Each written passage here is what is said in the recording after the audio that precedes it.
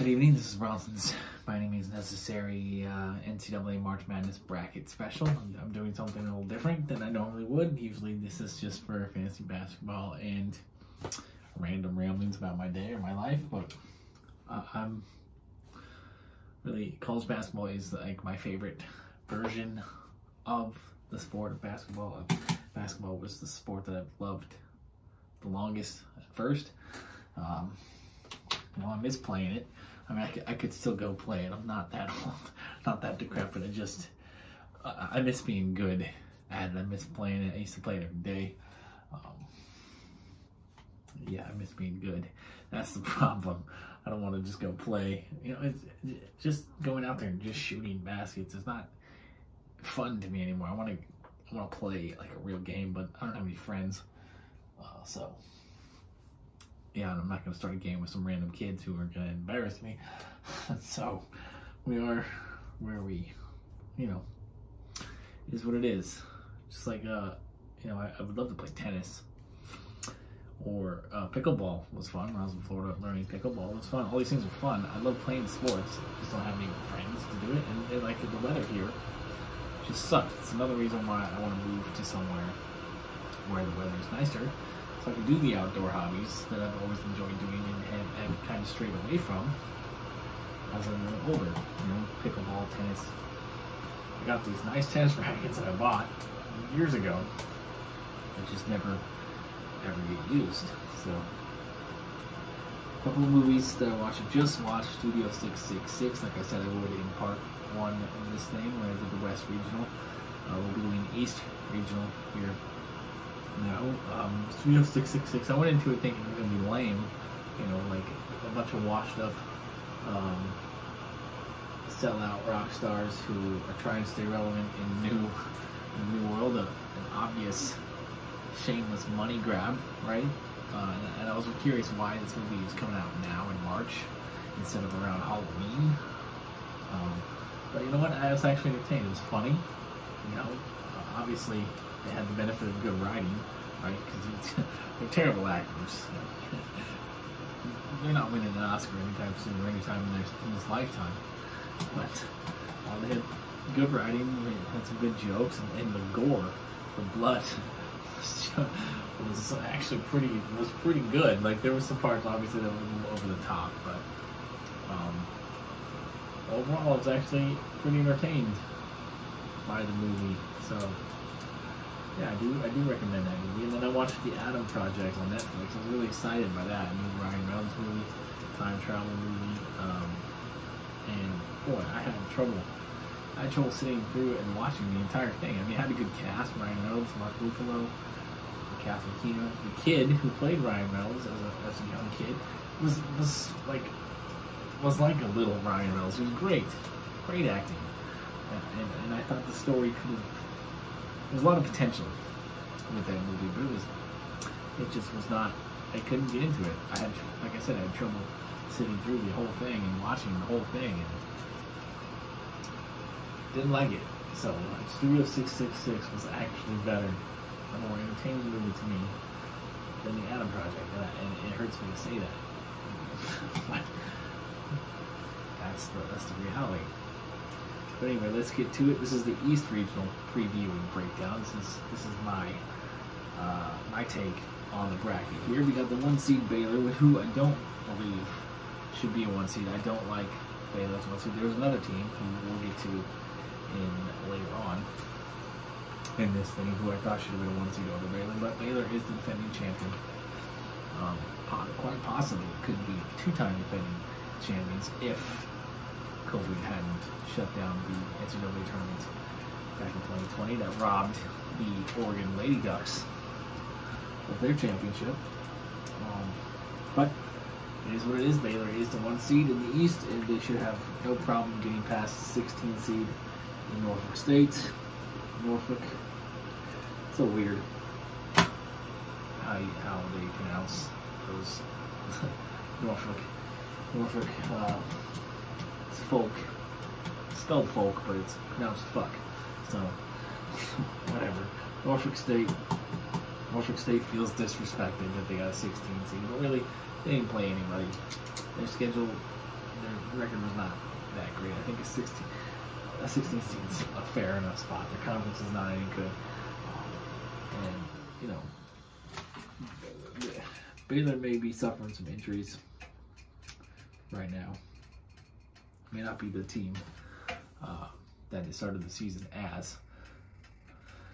But, yeah, Norfolk State, as disrespected as they are, they're not going to win this game. So, moving on to the 8-9 game, we got a couple of good, a couple of teams that, you know, one team that really shouldn't have been nearly as good as they are, and another team that should have been a lot better than they are. We got North Carolina at 8 and Marquette at 9. Shaka Smart, for whatever reason, it didn't work out for him in Texas. He did excellent recruiting at Texas, won a lot of games at Texas, but when it came to the NCAA tournament, he could not win games in the NCAA tournament, so he left before he got fired. Went to Marquette. Marquette was a fantastic landing spot for him, and he's proven, once again, his excellent coaching acumen, like he did at VCU. He was excellent at VCU. He's excellent at Marquette. He should have been excellent at Texas, where he's an excellent coach, and he was recruiting so well at Texas. He should have won. He should have been competing for national championships at Texas, and for whatever reason, he couldn't get past like the second round. But Marquette is going to be a tough out with another guy, with a guy who, you know, is potentially a future star, future NBA player in Justin Lewis.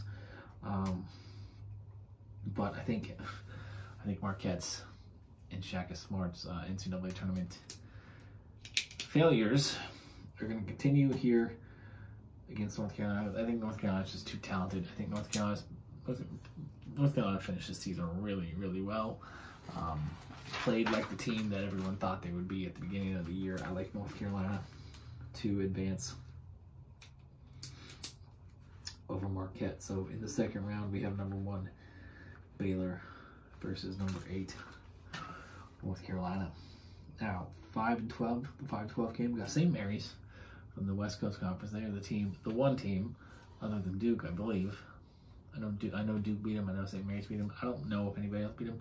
Those are the 2 teams I'm aware of, off the top of my head, that beat Gonzaga this year. St. Mary's is a tough team, well-coached, veteran team, play at a slow pace. There's a lot of, they can cause a lot of problems for any team they face.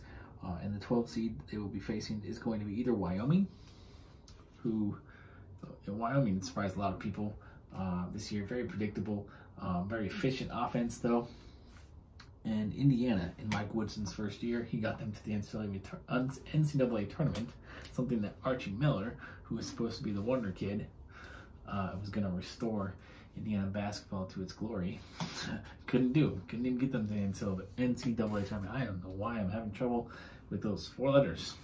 NCAA. I like Wyoming. I think they definitely belong here, but I just don't think that they're going to win any games. And Indiana has a star, a legitimate star, a legitimate college basketball star who could potentially be an NBA first-round draft pick in Chase Jackson Davis. So I'm going with Indiana in this game over Wyoming in that play-in game. So Indiana versus St. Mary's. And I don't know. Something tells me that this is not going to be a good day for St. Mary's. I'm going to roll with Indiana over St. Mary's. So Indiana is going to the second, or I guess technically it's the third round now. I don't know. I'm a little confused. Indiana advances over St. Mary's.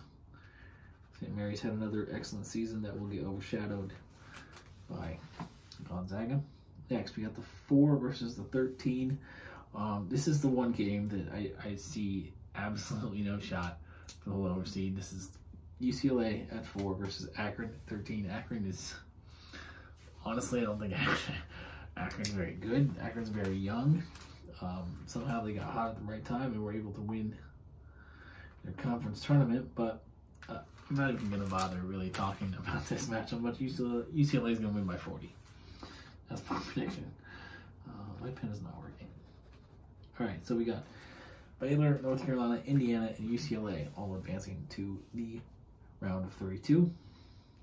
So the 6 and the 11. This is a very interesting matchup. For a lot of people, we got Texas at 6, led by Chris Beard. Texas coming into the season was supposed to be a Final Four team. Had accumulated a lot of talent. It just, the talent hasn't materialized into a cohesive unit. So, you know, Texas is still trying to figure out their identity, really. And then you got Virginia Tech, a team that was on the verge a week ago of not even being in the NCAA tournament. They laid waste to the ACC Conference Tournament, beat Duke in the final, earned the automatic bid here, and now they're one of the hottest teams coming into the tournament here. A lot of people are picking Virginia Tech to get the upset of Texas, but a lot of people are looking at, you know, the body of work of Texas this season, which is, you know, something we definitely need to take into account. But I am looking at the coach. Chris Beard is a fantastic tournament coach. And I think he's going to have these guys ready to at least win this game against Virginia Tech. Remember, Chris Beard is the guy who led Texas Tech all the way to the national championship game. Someone who'd never been anywhere near before. Chris Beard, and with I can't see. I don't think Virginia Tech is really talented enough to. You know, the ACC tournament was a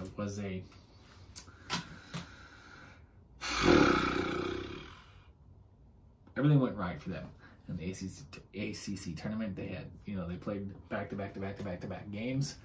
Didn't really have any time to rest. They just stayed hot. Now they're going to have a few days off. They're going to have cooled off. Chris Beard is going to have a lot of time to prepare for them. I like Texas to win this game. I'm going to buck the trend and go with the higher seed in this game, even though most experts are picking Virginia Tech. So we got Texas advancing to the round of 32. Next, we got the 3 seed Purdue versus the 14 seed Yale. Again, I think this is another game where the lower seed is really not going to have any chance. I don't think, no, that's not true. Ivy League teams have done well. I remember Princeton back in the old days used to go pretty far. Harvard at the height of their the Tommy Amaker era, I think they won a game or two. I remember that. But Yale has no chance against Purdue. Purdue was a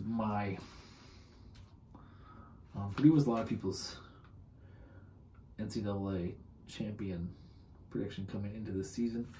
They have a legitimate star in Jaden Ivey. They have a couple of other big men that Yale is not going to have any chance to match up with, who could be in the NBA as well. So I'm going with Purdue quite easily. 7-10 game. This is an interesting game between a couple of mid-majors who have had fantastic seasons. We got Murray State. Yes, the school that produced John Morant. John Morant did lead this team to a NCAA tournament win in his heyday, but this Murray State version could be even better, even though they don't have the, you know, elite talent that they had when they had John Morant. They do have a lot of very good players, and they are very well coached. And then San Francisco with Jamari Bouye, who is showing up in some mock drafts as a possible first-round draft pick. I'm not nearly as high on Jamari Bouye, but he's a very talented guard who can score in bunches. Murray State's going to have some trouble with Jamari Bouye. Again, this is an interesting game, but I think just the sheer fact that Murray State has just been so good all year. Well, San Francisco definitely hasn't been bad. Obviously, they're in the NCAA tournament. They're a 10 seed as a mid-major, so they're a good team too. I like Murray State to advance in this one. And then at 2, we got the 2 seed Kentucky versus the 15 seed St. Peter's. Again, this is a bracket of like really strong high seeds and really inferior lower seeds. Now, I could be wrong. One of these 15, 16, 14 seeds could pull the upset here. But I would be very shocked if a team like UCLA, Purdue, or Kentucky loses in the first round this year. The East is a loaded bracket this year. It's definitely gonna get interesting once these powerhouses start having to play each other later on. But Kentucky should have no problems advancing against St. Peter's. All right, so moving, I'm making a decent time. I'm only at 15 and a half minutes. Moving into the second round here, we got Baylor at 1 versus 8, North Carolina. Now Baylor, as I mentioned, has not looked anywhere near like the same dominant team they were last year or early on this year. They have suffered some pretty major injuries that have kind of derailed their season. They have somehow been able to hold on successfully enough to stay a #1 seed. Now North Carolina is playing some of the best basketball in the country right now, and yeah, this is going to be a very good game. Something we don't typically see between the 1 seed and the winner of the 8-9 game. Usually, the 1 seed breezes through this one. I am going to pick Baylor, because I do still think that they're one of the top 15 teams in the country, so they should get to the Sweet 16. But North Carolina is definitely talented enough to pull the upset here. But gotta stick to my gut here and go with Baylor. They have tournament experience. They should be able to make it to the second weekend, especially as a 1 seed. Next, we've got Indiana versus UCLA. Now this is where Indiana's magical little run comes to an end. UCLA is going to advance. Texas, 6 seed versus Purdue. Again, see, this this is a very loaded bracket. A lot of really good teams. There's like 6 or 7 teams that come out of this bracket and win the NCAA tournament. Texas versus Purdue should be another really good game. This is where it ends for Texas and Chris Beard and the overhyped talent that Texas has accumulated this year. Disappointing end for them, but if they'd have been in a different bracket, Texas may have been able to go a lot farther. But the East is a gauntlet. Texas loses to Purdue. Then we got Murray State versus Kentucky, the 7 versus 2 matchup.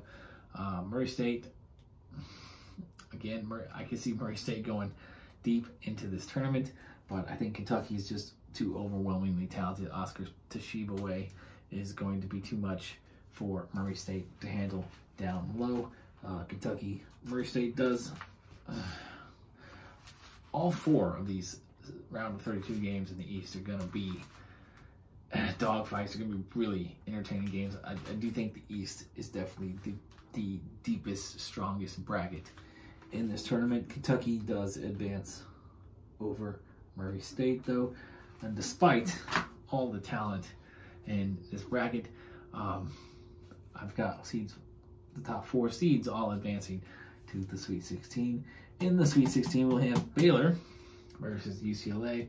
This is where the season will end for the #1 seed in Baylor, as UCLA will prove their might here. And UCLA is underseeded, I believe, at 4. I think they should have been seeded higher.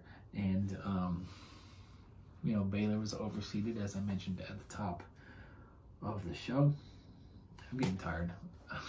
I gotta get up at 4 a.m. It's already 9. Like, the only time I get decent sleep is on my nights off, because I don't want to go to bed at 8 p.m. It's just, I'm a relatively young guy. I want to have a relatively, kind of a life outside of work. So, yeah, but I'm probably going to go to bed after I finish this East preview and East breakdown. I'll get to the South and the Midwest sometime in the next couple of days, because I want to get this done before the games actually start. We got Purdue versus Kentucky. That's going to be a heck of a matchup. I'm overall really excited for this East bracket. It's going to be, East bracket is really strong, really good to me. Purdue versus Kentucky. Again, I think either of these teams can get to the Final Four if they were in a different bracket. But I am picking Purdue over Kentucky just because Purdue has the experience. I think Purdue, honestly, rarely can you say that Kentucky does not have the most talent on the floor, but I do think Purdue has more talent than Kentucky in this year. So I am picking Purdue to get by Kentucky. Now, for the East Regional Final, I've got number 4 UCLA versus number 3 Purdue. Again, either of these teams, man, the East is just so loaded. I know I've said that, but the East is just loaded. There's 6, and even Murray State as a 7 seed could go really far in a different bracket, but a different regional. But I got, again, another game that I won't be shocked at all if it goes a different way. But I'm going with Purdue over UCLA in this one, just because I'm just gonna spoil it for you. I got Purdue winning this whole tournament, so I'm gonna have Purdue coming out of this region. I know UCLA made it to the Final Four last year as like an 11 seed or something. A lot of people have them predict them going back this year. Purdue was my pick coming into the year to win the national title. I know they haven't looked quite as good as expected, but I do still think that they have Jaden Ivey. I think Jaden Ivey is going to be the transcendent player of, excuse me, I'm about to sneeze, of this NCAA tournament. And he's going to be the guy who really solidifies his stock as a top 5 NBA draft pick in this NCAA tournament. So I got Purdue and Gonzaga in the Final Four, and I hate that I spoiled it for you. So now you already know who's advancing to the final. In my opinion, out of those teams, Gonzaga is going to come up short again, which is going to be heartbreaking for those of us here in the Pacific Northwest, because most of us secretly do root for Gonzaga when our Pac-12 team is not in it anymore. We secretly want to see Gonzaga, the team that used to be a David, is now become a Goliath.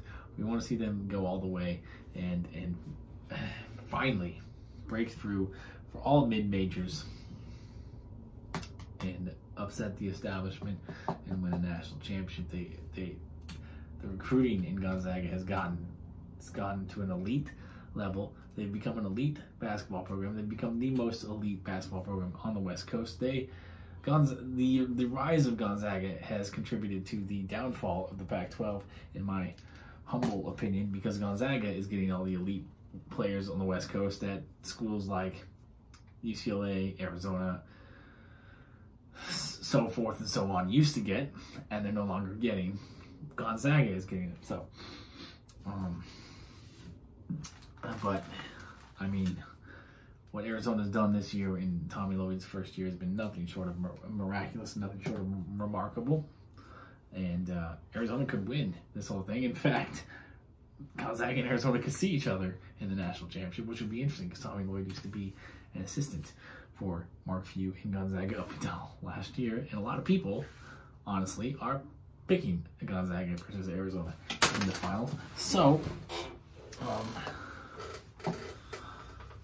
yeah, because if it's anything like last year where it was like clearly Gonzaga and Baylor as the two best teams and then they ended up meeting in the finals, Gonzaga and Arizona, to most experts have clearly been the top 2 teams in college basketball this year. So we could very well see that matchup play out in the national championship. But as heartbreaking as it was for me to pick against Gonzaga, I gotta stick to my, I gotta stick to my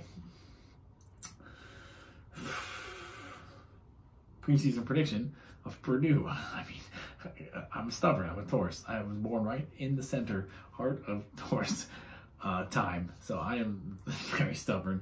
I picked Purdue before the season started. I gotta stick with Purdue now. I got my blinders on.